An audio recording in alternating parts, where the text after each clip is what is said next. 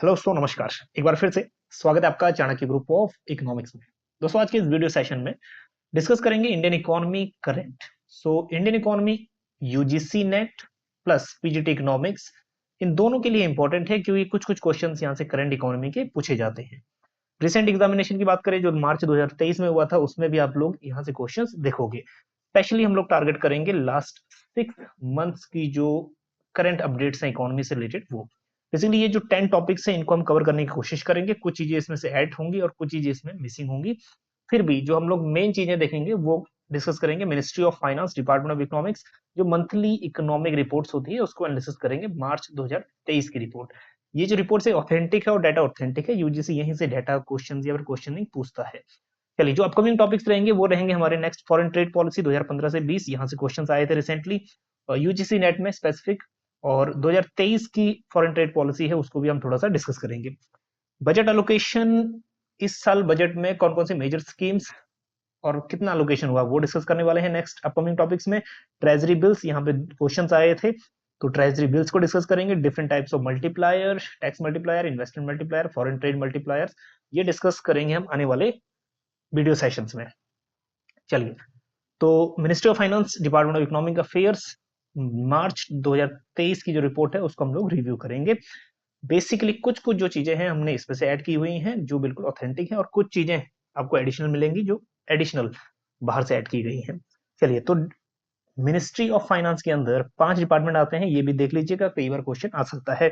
Department of expenditure, department of revenue, department of financial services, और department of investment and public asset management, और department of economic affair. तो ये 5 department आते हैं ministry of finance के अंदर। चलिए, तो वही बात है, मिनिस्ट्री ऑफ फाइनेंस के अंदर आता है, यही चीजें यहाँ लिखी हुई हैं, कुछ ज्यादा चीज सेपरेट नहीं है। स्टेट ऑफ इकोनॉमी सबसे पहले करते हैं कि इंडियन इकोनॉमी की क्या करंट सिचुएशन बनती है अभी। बेसिक्स से स्टार्ट करेंगे। जो बेसिक, आई नो कि आप लोगों को ये सब चीज आती हैं, फिर भी ऐड करना बहुत जरूरी है। हर बार हम लोग ऐड करते हैं जब हम स्टेट ऑफ इकोनॉमी, फर्स्ट में यही आता है कि हमारी जो इंडियन इकोनॉमी है उसका स्टेट क्या है अभी, किस तरह की इकोनॉमी अभी वो बन रही है। चलिए, जो हम करंट बात करें, वर्ल्ड की 5th लार्जेस्ट इकोनॉमी है in terms of nominal GDP, और 3rd लार्जेस्ट है इन टर्म्स ऑफ पीपीपी। ठीक, उसके बाद आईएमएफ के अकॉर्डिंग पर कैपिटा इनकम के बेसिस पे 139th रैंक है इंडिया का, और 127th है पीपीपी पर कैपिटा इनकम के बेसिस पे। चलिए, जो इंडिया है, हमारी इंडियन इकोनॉमी है 7.2 ग्लोबल इकोनॉमी, मतलब जो शेयर है इंडिया का वो 7.2 है इन ग्लोबल इकोनॉमी। तो ये भी बात बहुत अच्छी बात है कि हम लोग अभी 10th, मतलब 1/10 तो वर्ल्ड जीडीपी का होने जा रहे हैं। मतलब 7.2 क्या है ग्लोबल इकोनॉमी का शेयर, पीपीपी टर्म्स में। और अगर हम बात करें रियल या नॉमिनल टर्म्स की बात में, तो नॉमिनल में 3.4% ओवरऑल जो इकोनॉमी है वर्ल्ड की उसका शेयर। चलिए, हिंदी में भी है, हिंदी में आप इसको पीडीएफ को डाउनलोड भी कर सकते हो। पीडीएफ आप टेलीग्राम ग्रुप से ले लेना या फिर एप्लीकेशन में आपको मिल जाएगा, वहां से ये एक्सेस कर लेना। पीडीएफ हम लोग थोड़ी देर बाद अपलोड कर देंगे। तो Indian economy is expected to surpass Japan economy, ये थोड़ा सा नया अपडेट है। 2027 तक क्वेश्चन बन सकता है कि जापान इकोनॉमी कब तक सरपास कर सकती है इंडियन इकोनॉमी, 2027 तक। So the country remain the world 6th largest consumer market. Consumer market 3rd, that is 6th largest अभी भी है। और कहने वाली बात यह है कि इतनी बड़ी इकोनॉमी है इंडिया की, 2nd लार्जेस्ट पॉपुलस से 1st लार्जेस्ट पॉपुलस की तरफ बढ़ रही है इंडिया। मतलब अभी तो ऑथेंटिक डाटा है या नहीं है, 1st लार्जेस्ट कंट्री अभी बनने जा रही है, तो जाहिर सी बात है कंज्यूमर जब ज्यादा होंगे तो डिमांड भी ज्यादा होगी। 2022 में India was the world 6th largest importer, ये इंपॉर्टेंट है। कोविड में थोड़ा सा नीचे चला गया था, अभी देखो 2022 में 6th लार्जेस्ट इंपोर्टर बन गया इंडिया, और 9th लार्जेस्ट एक्सपोर्टर बन गया है। पहले ये कहीं 13th और 14th रैंक हुआ करता था एक्सपोर्ट के सेंस में, अब 9th आ गया है एक्सपोर्ट के सेंस में। वर्कफोर्स या लेबर फोर्स की अगर हम बात करें, 476 मिलियन वर्कफोर्स, मतलब 47.6 करोड़ यहाँ पे वर्कर्स है, मतलब labour force 2nd largest labour force है हमारा इंडिया का after China. Labour force by occupation, agriculture में 42.60% ऑक्यूपेशन में एंगेज्ड है। अब ये शेयर कम होता जा रहा है और ये अच्छा भी माना जाता है, क्योंकि आपने लुइस की जो थ्योरी पढ़ी है, ट्रांसफॉर्मेशन होना बहुत जरूरी है एग्रीकल्चर टू इंडस्ट्री। अब इंडस्ट्री में जो लेबर का शेयर है वो बढ़ रहा है 25.212%, सर्विस का 32.28%, डीप एनालिसिस कर लीजिएगा पीडीएफ से भी। अनएम्प्लॉयमेंट जो है अभी 7.86%, मार्च की अगर हम बात करें तो अनएम्प्लॉयमेंट रेट भी 7.86% बढ़ रहा है। चलिए, इंडिया 63rd रैंक है ईज ऑफ डूइंग बिजनेस में। तो ईज ऑफ डूइंग बिजनेस, ये क्वेश्चन आ चुका है। ईज ऑफ डूइंग बिजनेस ये रिलीज किसके थ्रू किया जाता है? ये वाला इंडेक्स है ना, हमने इंडेक्स जो इंडेक्स रैंकिंग की थी ना, एक लेटेस्ट वीडियो हमने किया था कुछ पिछले महीने, उसमें सभी चीजें डिस्कस की थी, कौन सी बॉडी या फिर कौन सा ऑर्गेनाइजेशन कौन सी रिपोर्ट पब्लिश करता है। चलो कमेंट करेंगे कि ये ease of doing business publish by which body. चलिए next, India is world 6th largest manufacturer. Manufacturer में 6th लार्जेस्ट मैन्युफैक्चरर है, और ये इंपॉर्टेंट है, ये ऑलरेडी आ चुका है कि वर्ल्ड मैन्युफैक्चरिंग का इंडिया में कितना परसेंटेज ग्लोबल मैन्युफैक्चरिंग आउटपुट का शेयर है। 2.6% शेयर है ग्लोबल मैन्युफैक्चरिंग आउटपुट में इंडिया का, तो ये इंपॉर्टेंट है। चलिए next, so it has world 4th largest foreign exchange reserve. अभी 5th में से 4th largest foreign exchange reserve बन गया है इंडिया। और जो फॉरेन एक्सचेंज जो भंडार हमारे पास है, मुद्रा भंडार, विदेशी मुद्रा भंडार, वो कितना है? 586 बिलियन यूएस डॉलर। एक टाइम ऐसा भी था 1991 में, जब हमारे पास सिर्फ 7 to 10 डेज की फॉरेन एक्सचेंज रह गया था, 7 to 10 डेज के लिए ट्रांजेक्शन करने के लिए। अभी आरबीआई ने बोला है कि अगर हम लोग एक साल तक फ्रीली न्यूट्रल चलें, तब भी 1 ईयर के लिए हमारे पास रिजर्व पड़ा है, 1 ईयर के लिए। कहीं हमारे पास 7 to 10 डेज का पड़ा था रिजर्व 1991 में। चलिए next, EPFO, employ provident fund organisation, अभी इंटरेस्ट रेट हाइक किया है 8.15 फॉर 22-23 ईयर। चलिए next, India has high public डेब्ट with 86% of GDP. Public debt या फिर जिसको हम लोग सार्वजनिक ऋण कहते हैं, वो 86% ऑफ जीडीपी, मतलब जीडीपी का टोटल 86%। हालांकि वो क्यूमुलेटिव बढ़ता जाता है ईयर बाय ईयर। कुछ गवर्नमेंट डेप्ट तो ले रही है, जो रुपीज कम से उसमें हमारा जो 34% तो बोरोइंग से ही आ रहा है। तो वाइल फिजिकल डेफिसिट जो हमारा है 6.4%, अभी करंट ईयर की अगर बात करें। So India gross domestic saving rate, ये भी इंपॉर्टेंट है, ग्रोस सेविंग रेट कितना हो गया? 29.31। और जो इन्वेस्टमेंट रेट है वो भी इसके आसपास ही होगा, क्योंकि इकोनॉमी में एक प्री अज्यूम है कि एस इक्वल टू आई, तो इन्वेस्टमेंट भी इसके आसपास ही होगा। चलिए, so the Indian textile industry is estimated as 100 billion. Textile industry से ना एक क्वेश्चन आ भी चुका है, 2022 का क्वेश्चन, एक बार चेक कर लीजिएगा यूजीसी नेट का, तो उसमें ये क्वेश्चन पूछ भी चुका है टेक्सटाइल इंडस्ट्री से क्वेश्चन। तो 100 बिलियन की ये टेक्सटाइल इंडस्ट्री हो चुकी है, 13% इंडस्ट्रियल आउटपुट कंस्टिट्यूट करती है, और 2.3% इंडिया की जीडीपी का ये कंस्टिट्यूट करती है। ये क्वेश्चन भी आ चुका है कि एम्प्लॉय कितना है ना, उसमें 3.5 करोड़ समथिंग था फॉर 35 मिलियन, अब हो गया है 45 मिलियन पीपल डायरेक्टली कनेक्टेड है टेक्सटाइल इंडस्ट्री से। चलिए next, India has world 4th largest natural resources. भाई साहब, नेचुरल रिसोर्सेज बहुत है इंडिया में, जगह जगह में इतने कोल माइंस है हमारे पास, mineral mines, mineral that is iron ore mines है हमारे पास। तो 4th लार्जेस्ट है नेचुरल रिसोर्सेज में, और माइनिंग सेक्टर कंट्रीब्यूट करता है 11% ऑफ कंट्रीज इंडस्ट्रियल सेक्टर, है ना, और 2.5% जीडीपी का शेयर। तो ये आ सकता है कि माइनिंग कितना परसेंट है जीडीपी का अप्रोक्स, 2.5% कर लेना। ये अगर क्वेश्चन अप डाउन होगा तो अब क्वेश्चन बन जाएगा इजिली आपका। चलिए, एक और रिपोर्ट, NFHS 5, ये डिटेल में पढ़ लेना, इसका हमने वीडियो बना के भेजा हुआ है, NFHS 5 डिटेल में कर लेना। सो अभी जो IMR है 35.2, इस रिपोर्ट के हिसाब से 2019 और 20 में जो पब्लिश हुई थी। चलिए, दूसरा जो टर्म्स है वो है हमारा ग्लोबल इकोनॉमी। अब ग्लोबल इकोनॉमी में फोरकास्टिंग थोड़ा सा इंपॉर्टेंट होता है, ग्लोबल इकोनॉमी किस रेट से बढ़ रहा है और किस रेट से बढ़ने की एक्सपेक्टेशन IMF और वर्ल्ड बैंक ने दी है। दो चीजें इंपॉर्टेंट है यहाँ पे, एक IMF की जो फोरकास्टिंग होती है और एक जो वर्ल्ड बैंक की फोरकास्टिंग होती है, इन दोनों को ही थोड़ा इंपॉर्टेंट समझना। बाकियों से क्वेश्चन पूछना, बाकी ऑर्गेनाइजेशन से क्वेश्चन पूछने के चांसेस प्रोबेबिलिटी बहुत कम है। फिर एज पर IMF estimation, growth in global output fell from 6.2%, 2021 में 6.2% ग्लोबल आउटपुट, अब अब क्या हो गया? दैट इज 3.5%, थोड़ा कम हो गया है 3.4% 22 दैट इज 2022 में, 6.2 से 3.4%। तो कहने वाली बात यह है कि ग्लोबल इकोनॉमी अभी भी कॉन्ट्रैक्शन फेज में है। तो in its January 2023 updates world bank, that is world economic outlook, sorry, तो ये भी क्वेश्चन बन चुका है, वर्ल्ड इकोनॉमिक आउटलुक जो ये पब्लिकेशन है, पब्लिश कौन करता है? ठीक है, तो ये IMF का पब्लिकेशन है, ये क्वेश्चन आ चुका है, नेक्स्ट भी बन सकता है। अब वर्ल्ड इकोनॉमिक फोरम ने फोरकास्ट किया हुआ है कि global output growth decline from 3.4%, 3.4% 2022 में था, अब 2023 में हो जाएगा 2.9%। ठीक है, थोड़ा इतना ध्यान रख लीजिएगा, 3.4% पहले 22 में, अब कितना, 2.9% का। चलिए, वहीं एक वर्ल्ड बैंक, ठीक है, जनवरी, अब इनका एडिशन, वर्ल्ड बैंक का जो पब्लिकेशन है वो देख लीजिए क्या है, ग्लोबल इकोनॉमिक प्रोस्पेक्ट्स। ये इंपॉर्टेंट है, नेक्स्ट अपकमिंग एग्जाम में बन सकता है क्वेश्चन कि global economic prospects release by which organisation. ठीक है, तो वर्ल्ड बैंक ये पब्लिश करता है। एस्टिमेट ग्लोबल ग्रोथ डिसलरेट होगा या फिर जो ग्रोथ कम होगी 2.9% 2022-23 में, 2009% से अब डिसलरेट होके कम होके 1.7% रह जाएगा 2023 में। ठीक है, ये दो चीज डाटा याद कर लीजिएगा।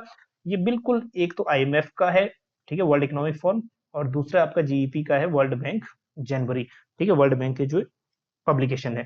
चलिए, तो ग्लोबल, एक तो ग्लोबल कर लीजिएगा डाटा, और एक कर लीजिएगा इंडिया। बाकी ये करने की जरूरत नहीं है, एडवांस इकोनॉमी और इमर्जिंग इकोनॉमी, चाइना वगैरह, ये अभी इतना क्वेश्चन नहीं बना है यहाँ से।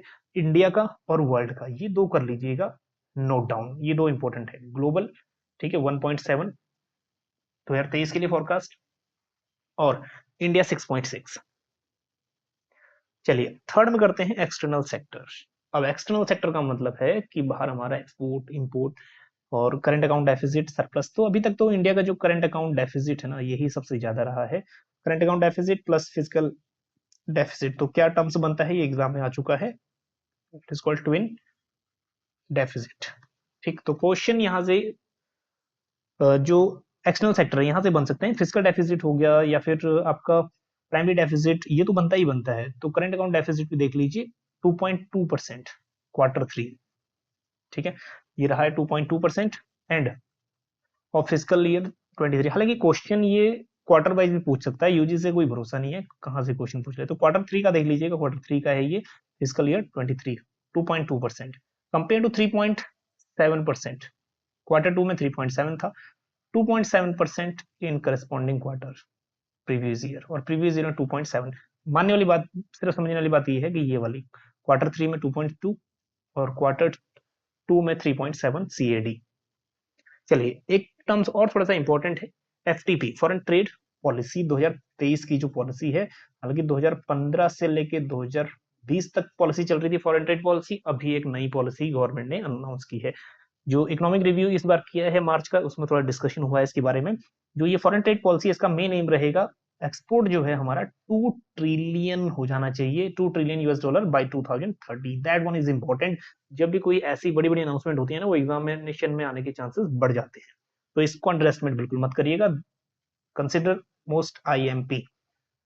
चलिए नेक्स्ट, अब यहाँ पे टाउन्स ऑफ एक्सपोर्ट एक्सलेंस, ये वर्ड थोड़ा सा ध्यान रख लीजिएगा, टाउन ऑफ एक्सपोर्ट एक्सलेंस। कुछ टाउन ऐसे ऐसे डिस्कस किए, ऐसे आइडेंटिफाई किए हैं जिनमें एक्सपोर्ट का शेयर थोड़ा ज्यादा है, मतलब जो मैन्युफैक्चरिंग हब है।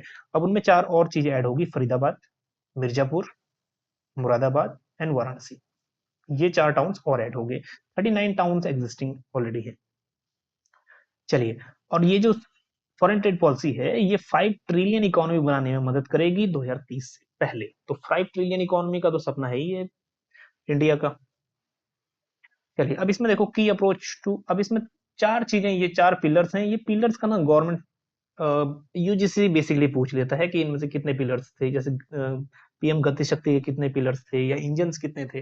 तो इस टाइप के क्वेश्चंस अंडरस्टैंड मत करिएगा। इसमें जो 4 पिलर्स हैं ये देख लीजिए, फॉरेन ट्रेड पॉलिसी 2023 के, शिफ्ट फ्रॉम इंसेंटिव टू रेमिशंस। कहने का मतलब ये है, पहले क्या होते ना, इंसेंटिव देते थे, प्रोत्साहन देते थे, अब प्रोत्साहन के बदले में छूट दो, डिस्काउंट दो। एक्सपोर्ट प्रमोशन थ्रू कोलैबोरेशन, जो एक्सपोर्ट का प्रमोशन है वो कोलैबोरेशन से होगा, सहयोग से होगा, या फिर एक साथ मिलके होगा, एक्सपोर्टर के साथ मिलके, स्टेट्स गवर्नमेंट के साथ मिलके, डिस्ट्रिक्ट एंड इंडियन मिशंस। ठीक है, स्टेट कहने का मतलब है जो गवर्नमेंट है वो, उनके साथ, सबके साथ मिलके कोलैबोरेट करके एक्सपोर्ट को प्रमोट करेंगे। ठीक है, नेक्स्ट आपका ease of doing business. Business जो प्रोसेस है बहुत इजी बना देंगे, ताकि जो पेपर वर्क है या फिर जो एक स्टार्टअप जब शुरू होता है उसको टाइमिंग कितना लगता है, और उसको क्या क्या एनवायरमेंट मिलना चाहिए, ताकि ईज ऑफ डूइंग में हम क्या हो, अभी 63rd रैंक है। अभी देखना, अगर बिजनेस करना इजी हो जाएगा तो ये रैंक हमारा बहुत बेटर हो जाएगा। ठीक, तो व्यापार करने में आसानी हो, लेन देन और लागत में ठीक, जो कॉस्ट है वो कॉस्ट रिडक्शन हो, ठीक है, ई इनिशिएटिव ज्यादा हो, ई इनिशिएटिव होने मतलब ऑनलाइन ही काम अगर हो जा रहा है तो फिजिकल अपीयरेंस की जरूरत क्या है, टाइम सेव होगा। फोर्थ वन पिलर जो है emerging areas such as facilitating e commerce exports, ठीक है, डेवलपिंग डिस्ट्रिक्ट्स जैसे एक्सपोर्ट्स हब्स हो गए, access to dual use high end technologies हो गई। और अंडर किसके अंडर आता है, ये वर्ड इंपॉर्टेंट है, स्कॉमेट। स्कॉमेट देख लो, ये फुल फॉर्म पूछ सकता है एग्जाम में कि फुल फॉर्म क्या है इसका, तो ये देख लीजिए, special chemicals organisms materials equipment and technology policy, है ना, स्कॉमेट पॉलिसी के अंदर ये आ जाता है। तो ये 4 पिलर्स हैं, नोट डाउन कर लीजिएगा अपने नोटबुक में। चलिए आगे चलते हैं। यूजीसी कुछ भी बीच बीच में से पूछ रहा है तो बेसिक सी बात है, अगर यूजीसी ये पूछ रहा है कि जीएनपी, लास्ट टाइम में क्वेश्चन पूछा था ना, जीएनपी को जो ग्रोथ रेट है डिफरेंट डिफरेंट ईयर का, 2014 2015, ठीक है, 17 19, ये ग्रोथ, अब जीएनपी का ग्रोथ ना हम लोग बहुत कम करते हैं, बेसिक जीडीपी का ग्रोथ हम ज्यादा करते हैं, लेकिन हाँ ये क्वेश्चन पूछ रहा है अब, तो ये चीजें जाननी बहुत जरूरी है। एक एक क्वेश्चन की वैल्यू आपको पता लग गई होगी, क्योंकि इस बार जो कट ऑफ आई है वो परसेंटाइल में आई थी। चलिए फिजिकल सेक्टर देखें, फिजिकल सेक्टर कह लो या फिर जो फिजिकल इंडिकेटर्स कह लो वो, सो फिजिकल डेफिसिट जो रहा है इस बार फिजिकल ईयर 23 का 6.4%, ठीक है, ये थोड़ा सा इंपॉर्टेंट है, 6.4%। नेक्स्ट जो ग्रॉस टैक्स रिवेन्यू इंक्रीज जो इसमें रहा है, ग्रॉस टैक्स रिवेन्यू कलेक्शन में, वो रहा है 12% का ड्यूरिंग अप्रैल टू फेब 2023। चलिए ये थोड़ा सा इंपॉर्टेंट है, दीज आर मोस्ट आईएमपी, बहुत इंपॉर्टेंट है ये वाला जो स्क्रीनशॉट है ये बजट का है, और ये वाले जो ट्रेंड है ना इनको अच्छे से देख लीजिएगा, ये पास्ट 6 मंथ जो अभी वाला बजट है उसमें भी आपने किया होगा, तो ये बहुत इंपॉर्टेंट बन जाता है। तो यहाँ पे रिवाइज्ड एस्टिमेशन है, मोस्ट चांसेस जो है 70% यहाँ से है रिवाइज्ड पूछे, 30% चांसेस है कि वो बजट एस्टिमेट पूछे कि नेक्स्ट बजट एस्टिमेट कितना है, ठीक। अब रिवाइज देखो, फिजिकल डेफिसिट टारगेट भी इतना था 6.4 और अचीव भी 6.4 ही किया, ठीक है, ये लास्ट ईयर का एस्टिमेट था, अब ये रिवाइज्ड बन गया 6.4। नेक्स्ट रिवेन्यू, अब ये डाटा शायद ही आएगा, नेक्स्ट जो एग्जाम बनेगा उसमें ये वाले डाटा पूछने की चांसेस है, फिर भी एक सरसरी सी नजर इन डाटा पे भी मार लीजिएगा, हालांकि ये जो, ठीक है, 2021-22 तो करने की जरूरत नहीं है, 22-23 से बाद वाला डाटा एक बार देख लेना। चलिए जो मेन इंपॉर्टेंट है वो ये दो है, ठीक। नेक्स्ट रिवेन्यू डेफिसिट और फिजिकल डेफिसिट का नेक्स्ट बजट एस्टिमेट भी देख लो, 5.9 है। हमेशा क्या होता है ना, बजट एस्टिमेट जो फिजिकल डेफिसिट है वो थोड़ा सा कम ही रहता है, सो उन उस सेंस में ज्यादा रहेगा जब इकोनॉमी कॉन्ट्रैक्शनरी फेज में है और जब इकोनॉमी को ज्यादा एक्सपेंडिचर की जरूरत है। चलिए रिवेन्यू डेफिसिट 4.1% रिवाइज्ड, अब बजट एस्टिमेट कितना है 2.9, है ना, 2.9। इफेक्टिव रिवेन्यू डेफिसिट 2.9%, 2.9% एक्चुअल या फिर रिवाइज्ड, और 1.7% नेक्स्ट ईयर के लिए एस्टिमेट रखा हुआ है। वहीं अब नेक्स्ट आ दो प्राइमरी डेफिसिट, प्राइमरी डेफिसिट, ठीक है, ये क्वेश्चन बहुत बार पूछा जाता है, पीजीटी एग्जाम पे बेसिकली पूछा जाता है, प्राइमरी डेफिसिट इक्वल टू, है ना, आपको पता है, आप लोग स्मार्ट हो बहुत, ठीक, physical deficit minus interest payment, ठीक, यही क्वेश्चन बहुत बार बन चुका है। और फिजिकल डेफिसिट का भी एक ही फॉर्मूला नहीं है, फिजिकल डेफिसिट के डिफरेंट डिफरेंट फॉर्मूलाज हैं, वो बीच में जो क्वेश्चन है ना उसमें से भी पूछ लेता है कई बार। सो चलिए प्राइमरी डेफिसिट 3% रिवाइज्ड और 2.3 है नेक्स्ट बजट एस्टिमेशन, तो ये बहुत इंपॉर्टेंट था इसलिए थोड़ा सा ज्यादा टाइम लगाया। चलिए नेक्स्ट देख लो, rupees comes from rupees goes to, हालांकि क्वेश्चन ये कभी नहीं आता है रुपीज कम्स रुपीज गोज, ये आता है कि हाईएस्ट शेयर इन रुपीज, या फिर हाईएस्ट शेयर किसका है, तो भैया देख लो बोरोइंग एंड अदर लायबिलिटीज अभी भी मैक्सिमम है, और मैक्सिमम इसलिए भी जितना भी हमने लोन लिया है उसको चुकाना तो है ही है, बोरोइंग को वापस करना है, ठीक। तो अभी फिर भी अब इंटरेस्ट पेमेंट देखो, जितना हम लोन लेंगे उतना चुकाएंगे भी, तो दोनों का ये देख लो, बोरोइंग और इंटरेस्ट पेमेंट इन दोनों में सबसे ज्यादा शेयर है, मतलब ज्यादा उधार भी ले रहे हैं और ज्यादा पेमेंट भी कर रहे हैं, जब लोन लेंगे तो इंटरेस्ट पेमेंट करना ही पड़ेगा। तो बस एक बात यहां ध्यान में रख लीजिएगा, बोरोइंग से सबसे ज्यादा पैसा आ रहा है और उसी पैसे को रीपेमेंट करने में हमारा पैसा भी जा रहा है सबसे ज्यादा, 20% मैक्सिमम शेयर है, ठीक। नेक्स्ट जो सेकंड हमारा जो नेक्स्ट सोर्स है या फिर परसेंटेज, वो किसका है, हमारा GST, goods and service tax 17%। Corporation tax और इनकम टैक्स इस बार फिर से टाई अप हो गया, इनका पहले भी टाई अप था, 15%, 15%, ठीक। और यूनियन एक्साइज ड्यूटी हो गया 7%, बाकी ये कस्टम्स कर लेना 4%। जहां से पैसा आ रहा है। अब देखिए पैसा जा कहाँ रहा है, इंटरेस्ट पेमेंट तो हो गया, फर्स्ट में इंटरेस्ट पेमेंट। नेक्स्ट देखिए सेंट्रल, नेक्स्ट देखिए state share of taxes and duties. जितना भी स्टेट का शेयर है टैक्सेस में जो चला जाता है वो 18% है, और ये पहले नंबर 1 हुआ करता था, और उससे पहले इंटरेस्ट पेमेंट ही था, ये यूजीसी नेट में भी आ चुका है पहले। फिर उसके बाद ये नंबर 1 पे हो गया था, अभी फिर से इंटरेस्ट पेमेंट नंबर 1 पे हो गया है। नेक्स्ट आपका central sector scheme 17%।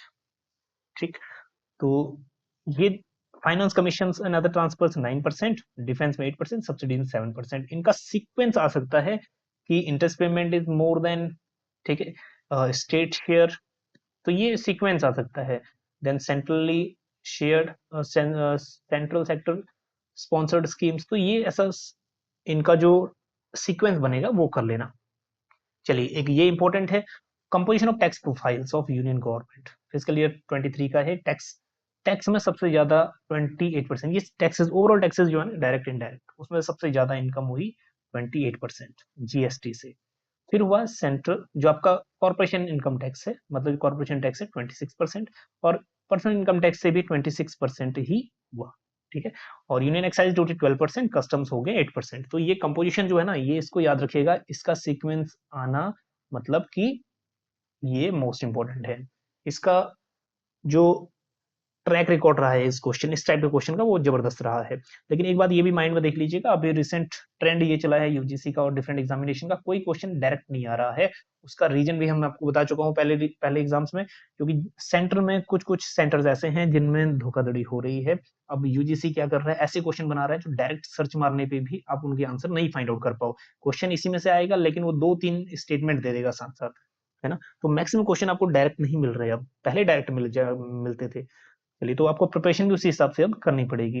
The budgeted capital expenditure, next जो बजट में कैपिटल एक्सपेंडिचर फिजिकल ईयर 24 के लिए रखा गया है 33% हायर है, ठीक है, प्रीवियस से, मतलब 3.3% ऑफ जीडीपी। कैपिटल एक्सपेंडिचर अच्छा माना जाता है। कैपिटल एक्सपेंडिचर वो एक्सपेंडिचर है जो असेट्स को बढ़ाता है और लाइबिलिटी को करता है कम, है ना, तो ये अच्छा माना जाता है।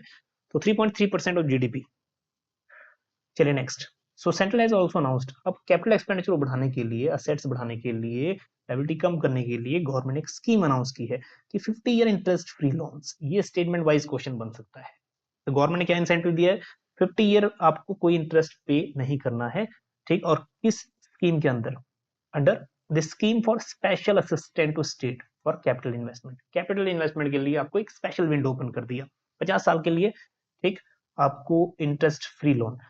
एनहेंस आउटले, आउटले कितना रखा है इसका, 1.3 लाख करोड़, ठीक है, ये इंपॉर्टेंट है, इसके लिए क्वेश्चन बन सकता है एक। चलिए फिफ्थ में चलते हैं आगे, इन्फ्लेशन। इन्फ्लेशन सीपीआई इंपॉर्टेंट है, डब्ल्यूपीआई चांसेस बहुत कम हो जाते हैं।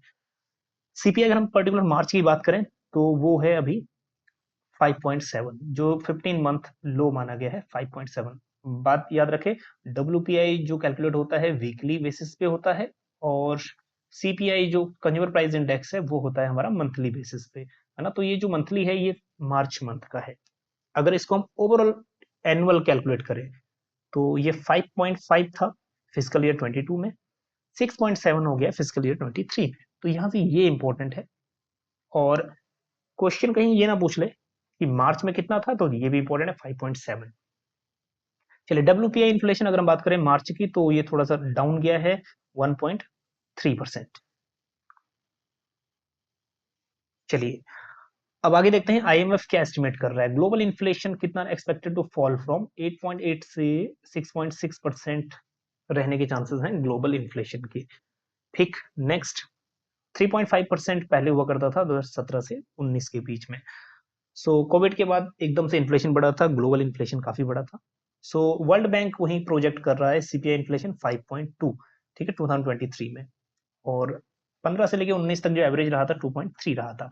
हालांकि इन्फ्लेशन ट्रेंड बीच में देखने को मिला था कोविड के बाद। चलिए next, India and FDI important है। यहां से किस टाइप के क्वेश्चंस आते हैं, इंडिया लार्जेस्ट एफडीआई कंट्रीज कौन कौन सी हैं, और लार्जेस्ट सेक्टर कौन कौन से हैं एफडीआई वाइज। सो अभी अगर हम रिसेंट की बात करें, ये याद रख लीजिए डीपीआईआईटी, है ना, ये इसको याद रख लीजिएगा, जिसने ये डाटा पब्लिश किया है इसी का डाटा हम यूज करेंगे। सो इंडिया में 2022 में 52.34 बिलियन का इन्वेस्ट हुआ। नेक्स्ट अंकटैड, ये क्वेश्चन थोड़ा इंपॉर्टेंट है। वर्ल्ड इन्वेस्टमेंट रिपोर्ट क्वेश्चन पूछ चुका है ऑलरेडी डिफरेंट एग्जामिनेशन में। World investment report publish by UNCTAD. ठीक, तो इंडिया का रैंक जो है 2021 में 7th रैंक है एफडीआई के केस में। सिंगापुर अभी इमर्ज है, यहाँ पर टॉप इन्वेस्टर्स है जो एफडीआई की लिस्ट है ना हमारी, उस लिस्ट में सबसे ज्यादा एफडीआई आता है सिंगापुर से। लेकिन 2016-17 से पहले ये आता था मॉरिशियस से, है ना, मॉरिशियस से। फिर अभी सिंगापुर टॉप पे, next Mauritius, then UAE, USA, Netherland, Japan. चलिए नेक्स्ट। सो एफडीआई अभी जो टोटल एफडीआई है 2022 तक 887.76 बिलियन यूएस डॉलर का 2000 से लेके 2022 तक, है ना, 2000 टू 2022, मतलब 22 इयर्स में इतना हमारे पास इतने 887 बिलियन यूएस डॉलर का एफडीआई आया है। सो उसमें जो सबसे ये इंपॉर्टेंट है, सबसे ज्यादा जो प्रोपोर्शन है वो मॉरिशियस का है। एक बार ध्यान रहे कि जो ये शेयर है ये स्पेसिफिक पर्टिकुलर उस टाइम पीरियड के लिए है 2000 से 2022 तक का, है ना। अभी जो मैक्सिमम शेयर है वो सिंगापुर का है, लेकिन अगर हम 22 साल का टोटल करें तो मॉरिशियस सबसे ज्यादा मेन सोर्स 26% एफडीआई, उसके बाद Singapore 23, next US 9%, total overall में बात हो रही है, नीदरलैंड 7 एंड सो ऑन। चलिए नेक्स्ट 5 स्टेट्स, हालांकि ये डाटा 2021-22 का है लेकिन फिर भी ये डाटा चल जाएगा। अगर सीक्वेंस पूछता है तो सीक्वेंस में ज्यादा चेंजेस नहीं होंगे। कर्नाटका नंबर 1, ठीक है, कर्नाटका 37% अप्रोक्स एफडीआई इनफ्लो, और महाराष्ट्र 26%, दिल्ली 30, तमिलनाडु 5.10 एंड हरियाणा 4.76। तो ये है हमारा पूरा इनफ्लो का डाटा, लार्जेस्ट 5 स्टेट्स। चलिए that one is most important. ये क्वेश्चन यूजीसी नेट में ऑलरेडी 2 बार आ चुका है, तो यहाँ ये ध्यान रखिएगा कि किसका शेयर सबसे ज्यादा है। इंडिविजुअल क्वेश्चन भी आ सकता है और ग्रुप में भी आ सकता है, मतलब सीक्वेंस। नंबर 1 ये देख लीजिए, कंप्यूटर सॉफ्टवेयर एंड हार्डवेयर, ये नंबर 1 है, 34% शेयर है, हाँ जी 34%। नेक्स्ट आपका सर्विस सेक्टर 22%, ऑथेंटिक डाटा है डीपीआईआईटी, ठीक है, डिपार्टमेंट, इसका पूरा ऑथेंटिक डाटा है अप्रैल टू सितंबर 2022। ठीक, तो सेक्टर वाइज एफडीआई इनफ्लो है 2022-23 में। चलिए नेक्स्ट आपका ट्रेडिंग, ट्रेडिंग 18% है, ये इंपॉर्टेंट है, ट्रेडिंग 18%। ऑटोमोबाइल्स में देखो, ऑटोमोबाइल्स में 5%, ठीक है। कंस्ट्रक्शन की बात करें ये भी 5%, ठीक। और टेलीकम्युनिकेशन अगर देखोगे तो 4%। हालांकि यही कर लेना, जो टॉप के 5 और 6 हैं इसी में से आपका क्वेश्चन बन जाएगा।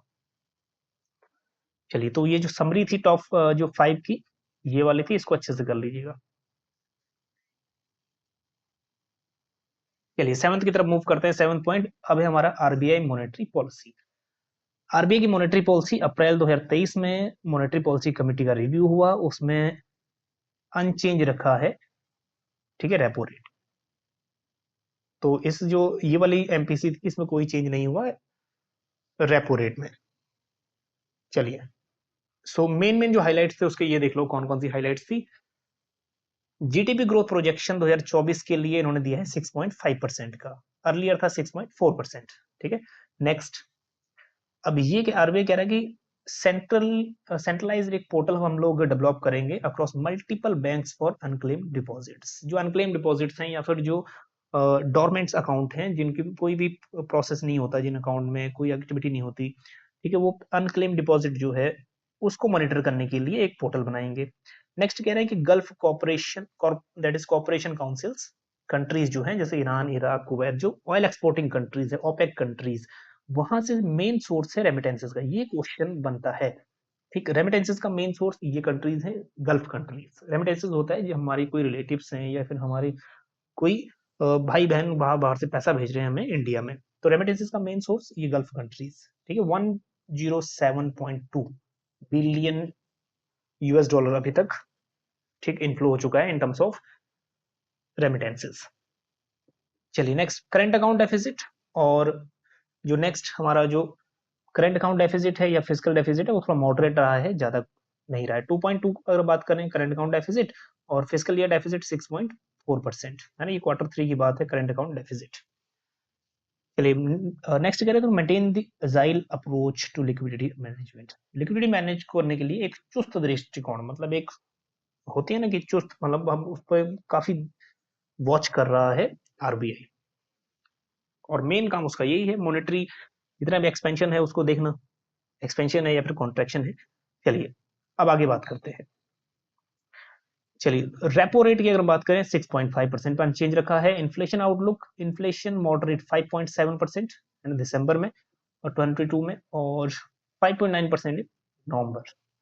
Next GDP growth, GDP growth का प्रोजेक्ट या फिर एक प्रोजेक्शन दिया है।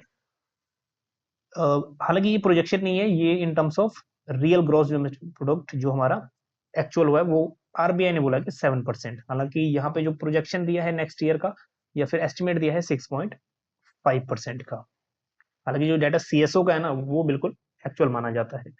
फॉरेक्स देख लो, फॉरेक्स रिजर्व कितना है हमारे पास, 586.4 बिलियन यूएस डॉलर। चलिए ये थोड़ा सा इंपॉर्टेंट है, इसका सीक्वेंस अच्छे से कर लेना। ये सीक्वेंस आ जाता है, रेपो रेट जाता है, बैंक रेट जाता है। इस बार भी मार्च 2023 के एग्जाम में शिफ्ट 1 में ये क्वेश्चन आया था, है ना, तो ये इंपॉर्टेंट है। रेपो रेट देख लो unchange 6.5, standing deposit facility rate 6.25%। Next आपका, and it is just like reverse repo rate. हालांकि इसको हम लोग अपने वीडियोस में डिस्कस भी कर चुके हैं, क्या डिफरेंस है रिवर्स रेपो रेट और standing deposit facility rate. Next है marginal standing facility rate, and it is just like bank rate, मतलब बैंक रेट से थोड़ा डिफरेंट है लेकिन रेट उतना ही रहता है जितना बैंक रेट के बराबर है, 6.75, और बैंक रेट भी 6.75। ठीक। Next fix reverse repo rate, तो ये अभी भी अनचेंज है, 1.5 साल में अभी चेंज नहीं हुआ है, 3.35 है ना। चलिए उसके बाद सीआरआर 4.50 और एसएलआर 18%, और दोनों को मिला के इसको हम टर्म्स ये बोलते हैं लीगल रिजर्व रेशो। चलिए नेक्स्ट आगे चलते हैं, इंडिया एक्सपोर्ट एंड इम्पोर्ट 2022-23 का ये डाटा रहेगा एक्सपोर्ट इंपोर्ट का। एग्जाम के लिए थोड़ा सा इंपॉर्टेंट बन जाता है। वही यूएस जो है अभी नंबर 1 आ गया है लार्जेस्ट ट्रेडिंग पार्टनर में, ये तो अच्छी खबर है ना। पहले चाइना था लार्जेस्ट एक्सपोर्टिंग और लार्जेस्ट ट्रेडिंग पार्टनर, है ना। लार्जेस्ट एक्सपोर्टिंग पार्टनर तो यूएसए ही था, लेकिन अब यूएसए बन गया लार्जेस्ट ट्रेडिंग पार्टनर। ठीक। तो next trade between the two countries, कितना ट्रेड बढ़ा है, 119.5 बिलियन 2021-22 में, अब बढ़ गया 128.55 बिलियन यूएस डॉलर का ट्रेड मार्च 2023 तक। सो जो लार्जेस्ट 10 ट्रेडिंग पार्टनर्स हैं उनको देख लो, US, China, UAE, Saudi Arabia, Russia. हालांकि ये 5 ये कर लो या 6 कर लो, जर्मनी। तो यहां से आपके 5 और 6 भी करोगे ना तो सीक्वेंस आपका बन जाएगा जितना अभी तक एग्जामिनेशन में देखा गया है। चलिए तो इंडिया टॉप ट्रेडिंग पार्टनर्स, ये वाला जो है पुराना ही है, पुराना ही चल जाएगा, जो हमने लास्ट जो हमारा लास्ट वीडियो था ना इस पे करंट इकोनॉमी पे, उसमें भी हमने यही यूज किया था। यूएस 57.63 बिलियन का, हालांकि ट्रेड कितना है ये ध्यान नहीं रखोगे तब भी चल जाएगा। चाइना सेकंड हो गया, UAE third, Saudi Arabia fourth, Iraq 5 और 6 हो गया इंडोनेशिया, और ये वाला। ठीक।